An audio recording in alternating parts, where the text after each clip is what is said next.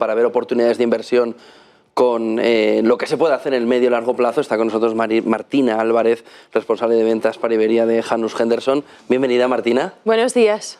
Está también con nosotros Francisco Rodríguez da Chile, Partner and Business Development Director de Lombia Capital. Bienvenido. Gracias, José Antonio. Y Benito del Rincón, responsable de unidad de gestión de fondos en Banco Sabadell. Banc Sabadell. Bueno, como tú quieras. Buenos días. Buenos días. Empezamos por Martina. ¿Cómo está la situación en la fotografía una vez que ya hemos visto al Banco Central Europeo y que tenemos esta semana Banco de Inglaterra, Banco de Japón y sobre todo Reserva Federal? ¿Dónde debe mirar el inversor o dónde puede mirar el inversor? Pues está claro que estamos en un entorno de mayor incertidumbre. Incertidumbre por el precio de las materias primas y el impacto que tendrá en la economía y en algunas empresas, pero también incertidumbre en lo que hagan las políticas monetarias, donde teníamos muy claro lo que iban a hacer a principios de año y puede que cambien su ritmo, ¿no? Entonces, lo que tenemos claro es que ante esa mayor incertidumbre sigue habiendo oportunidades, pero habrá que ser muy selectivos. O sea, la gestión activa y el valor del asesoramiento tiene un papel fundamental en este entorno de mayor incertidumbre, donde ya no hablo de incertidumbre la próxima semana, sino a lo largo de todo el año. Francisco. Sí, yo creo que es un momento un poco para ampliar las miras, ¿no? Es verdad que el corto plazo sigue generando mucha volatilidad, incertidumbre, completamente de acuerdo. Es un momento un poco para pensar, oye, si esto abre una oportunidad, ¿cuál puede ser la recompensa a medio o largo plazo, ¿no? La historia nos ha demostrado que es verdad que antes comentábamos que no todos los episodios o no todas las crisis son iguales, ¿no? Pero es verdad que la historia nos demuestra que generalmente procesos como estos abren oportunidades para ese inversor que puede ampliar miras de cara a medio o largo plazo, ¿no? Benito. Bueno, yo creo que estamos todos un poco a verlas venir, incluso los bancos centrales. Yo creo que lo que podían estar pensando hace 2 meses ahora mismo no vale. Y están, como todos nosotros, intentando recolocar las piezas y ver por dónde van los acontecimientos. Y por tanto, visibilidad escasa en este instante. Oportunidades, gestión activa. ¿Dónde están esas oportunidades en el medio plazo ahora mismo, Francisco? Bueno, nosotros como casa, digamos que siempre lo que creemos es que, y más en un momento como el actual, es importante concentrarse en lo que podemos controlar, ¿no? Y lo que podemos controlar son, conocer muy en profundidad modelos de negocio, de dónde vienen sus ventas, cuáles son sus ventajas competitivas, cuál es su capacidad para ampliar una barrera de entrada en este momento, ¿no? Cuál es la reinversión de esos modelos de negocio en innovación, en I+D, ¿no? En factores estructurales internos que dependan de sí mismos para ejecutar esa estrategia. Es verdad que estamos en un entorno que es de difícil lectura y por eso para nosotros la oportunidad, somos gestores, venimos haciéndolo hace más de 25 años en pequeñas y medianas compañías europeas, es algo que nosotros allí seguimos viendo valor. Antes decíamos también, las valoraciones han caído un 25, un 30% en modelos de negocio que realmente siguen creciendo a tasas por encima del 20-25% en nichos de mercado con crecimiento estructural de largo plazo para nuestra sociedad, ¿no? Entonces nosotros seguimos puntando allí, seguimos puntando además en, como decía Martina, gestión activa, pero además conociendo muy bien y de forma muy rigurosa modelos de negocio que dependan de sí mismos para ser exitosos, ¿no? Benito, poner el foco en renta variable europea, americana, global. Bueno, nosotros montamos las carteras siempre con la idea de que sean lo más eficientes posibles y en ese preciso instante es algo complicado porque nos hemos encontrado todos con una alta correlación entre activos. Es decir, realmente no es tan diferente invertir en renta variable americana o en renta variable europea visto lo visto, ¿no? Lo fundamental para nosotros es encontrar ideas que descorrelacionen, que es lo que hemos echado en falta en los últimos años. ¿Y hacia dónde vamos? Pues tenemos en las carteras, por ejemplo, nuestro activo estrella sería fondos ligados a inflación con duración limitada. Pensamos que a 12 meses es el activo que te va a cubrir en parte el riesgo en cartera si la inflación sigue subiendo. Si no subiera, tiene el carry suficiente como para que sea de los pocos activos de renta fija en los que creo que vas a ganar dinero a 12 meses sí o sí, aun en el peor de los escenarios. Mucha gestión alternativa que haga estrategias de curva, nosotros estamos jugando a aplanamientos de curva, estamos jugando también en algunos casos duraciones cortas. Es decir, al final una cartera es como montar un equipo de fútbol donde cada jugador tiene un rol y unos te sirven para defenderte y otros te sirven para atacar. Y yo a día de hoy en renta variable tengo de todo. Lo digo porque tengo argumentos para defender que Europa está barata históricamente, que lo peor ya ha podido ocurrir, cosa que no lo tengo claro. Es decir, creo que en renta variable, Martina decía que hay que ser muy selectivo. Evidentemente hay algunas ideas que nos gustan, sobre todo cosas ligadas a transición energética, ideas de crecimiento y de valor, pero que sean razonablemente defensivas y que sean bueno, que tengan capacidad de fijación de precios, etcétera. Pero después, al final, lo fundamental es: ¿estoy en equity o no estoy en equity? Si estoy en equity, ¿cómo lo compenso con otros activos que me descorrelacionen? Con lo cual, también nos parece que es interesante fondos inmobiliarios. Es decir, cosas, hay que jugar distintos pero papeles. Un poquito más defensivos. Un poco más defensivos. De momento, pero la segunda parte del año somos bastante más optimistas. No, depende del contexto defensivo. Efectivamente, esto es un brindis al sol, porque no sabemos lo que va a pasar, pero sí que pensamos que cuanto más caiga en esta primera parte del año, mayores oportunidades vamos a tener en la segunda parte del año. Martina.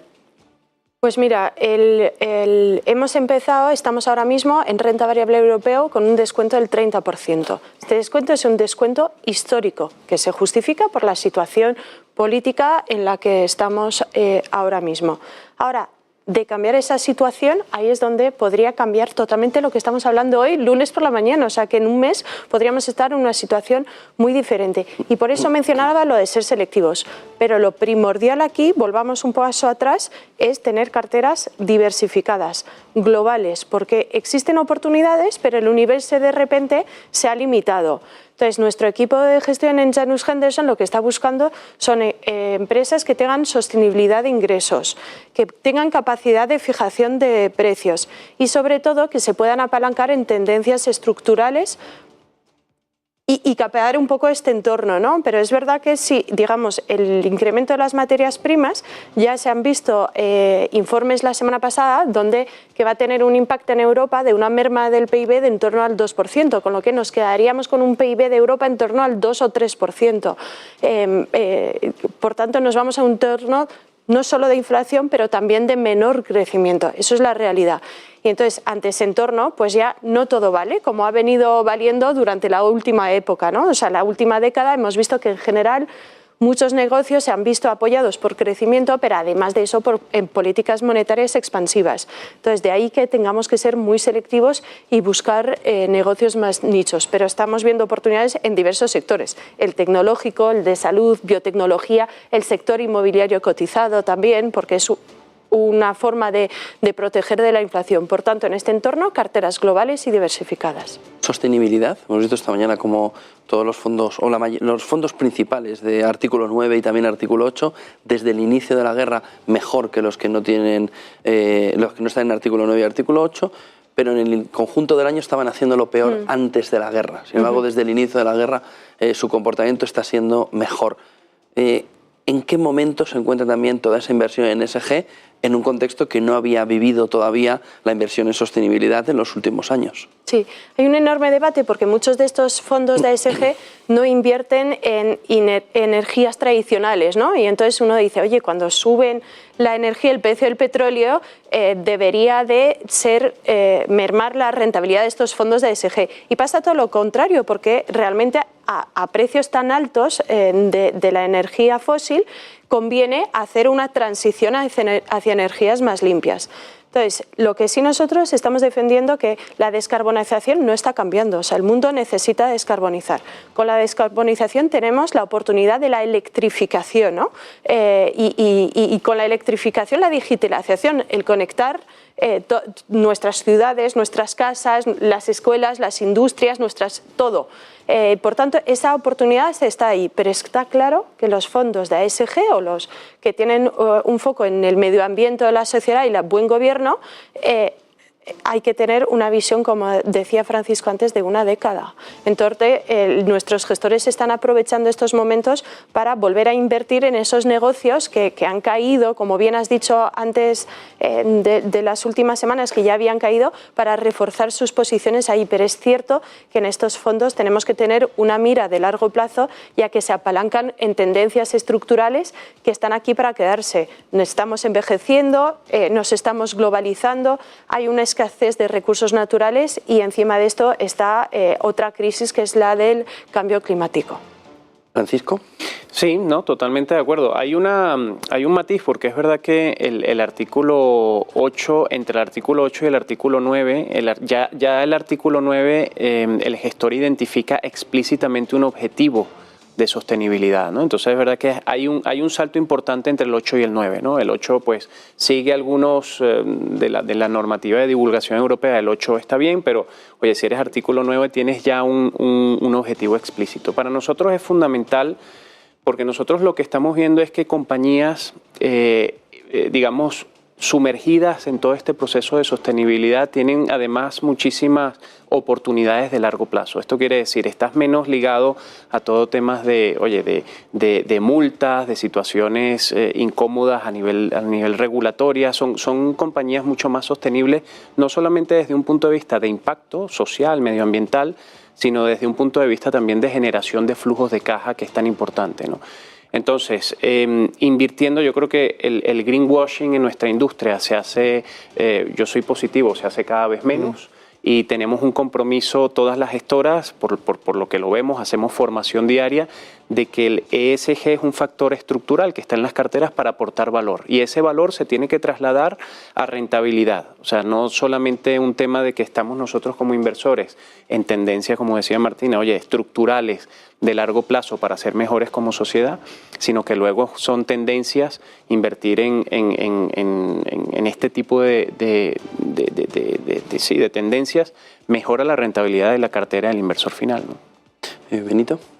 Bueno, pues muchas cosas, ¿no? Lo paradójico es que lo que mejor le viene a ese tipo de fondos es que las commodities, el petróleo estén caros, ¿no? Es decir, al final es una dualidad, ¿no? Si estuviera barato el petróleo estaríamos hablando menos de especialmente en la parte de transformación energética, etcétera, ¿no?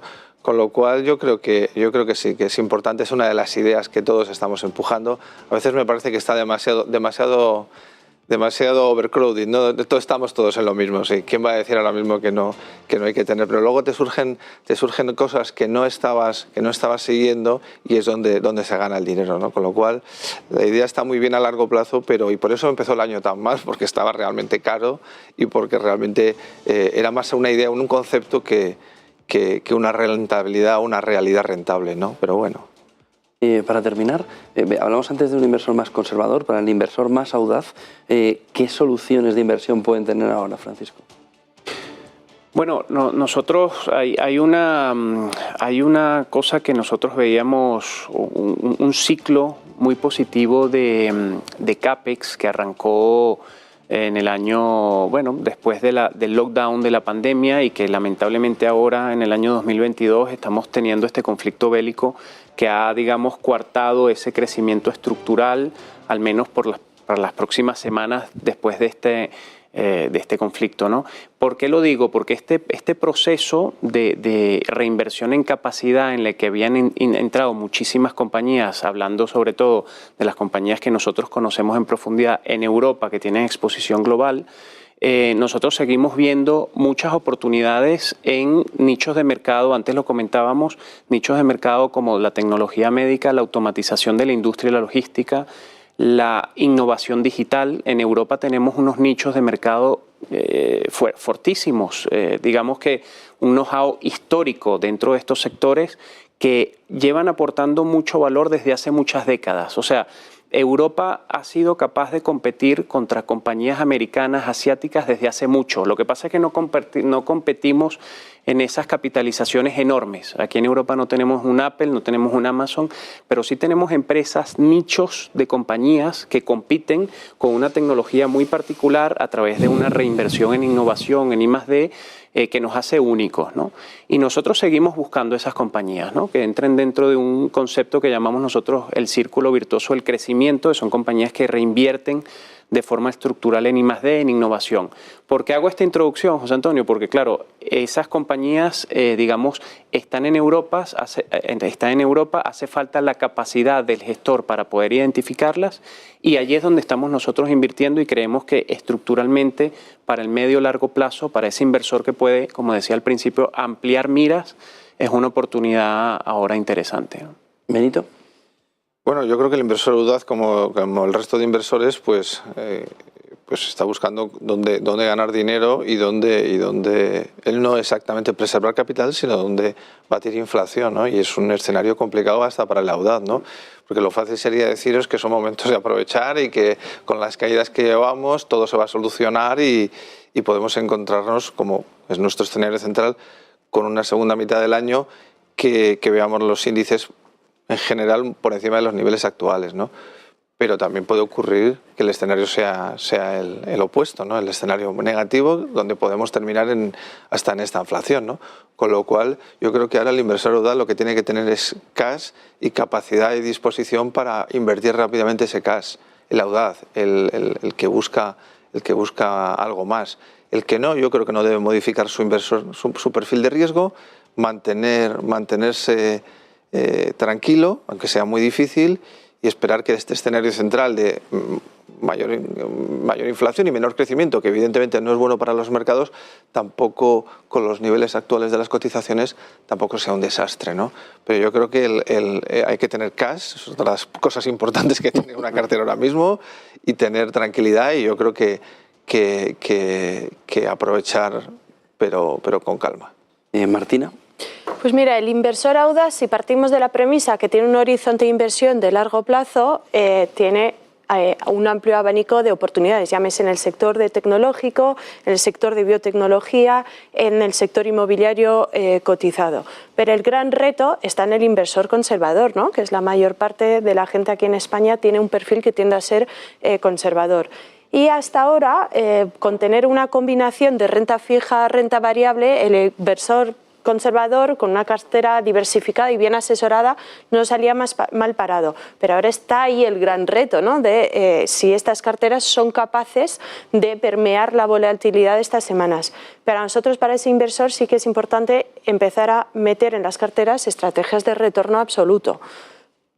Pero como decía Benito, o sea, en este entorno lo que hay que estar largo es de liquidez, que la liquidez se puede obtener con cash o con empresas globales muy líquidas que se coticen al mercado. Eso también es fundamental y creo que hasta ahora no le habíamos visto el valor, ¿no? Ahora que se había puesto muy de moda la inversión alternativa y líquida, para nosotros es fundamental tener una parte de las carteras en retorno absoluto, pero inversiones muy líquidas y que permiten descorrelacionar sobre todo un poco estos movimientos, ¿no? Que me encanta el cartel que tienes aquí con los meses verdes y los meses rojos, ¿no? De las bolsas, pero está claro que en este entorno donde va a haber posiblemente algunas semanas más rojas, tener algo de retorno absoluto que nos descorrelacione, sobre todo para ese inversor algo más conservador. Pues Martina, Francisco, Benito, gracias a los tres por acompañarnos en este inicio de semana en el que volvemos a mirar hacia Ucrania y vamos a ver cómo avanzando. Ya tenemos la renta variable europea empezando a moverse. Buen día a los tres, buen negocio, buena semana. Gracias, igualmente. Enseguida volvemos y vemos la apertura del mercado en el viejo continente.